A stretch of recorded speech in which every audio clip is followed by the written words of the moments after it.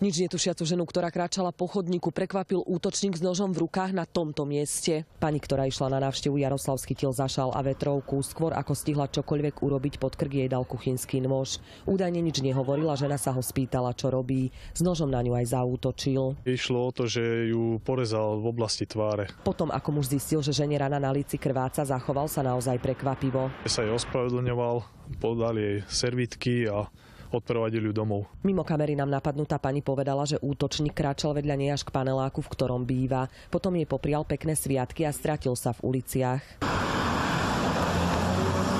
Pani mala našťastie iba ľahké zranenia a zavolala mestskú políciu. Hliadka podľa opisu muža hľadala v meste. Netrvalo dlho a útočníka policajti zadržali. Keď si ich všimol, nôž odhodil do kríkov.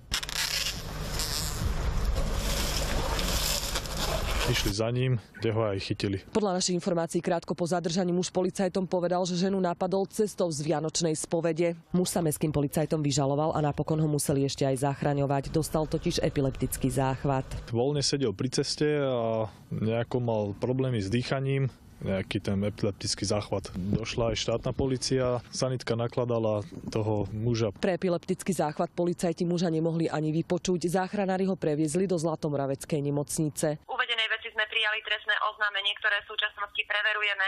V zákonom stanovenej lehote rozhodneme o ďalšom postupe. Diana Pavlisová, televízia JOJ.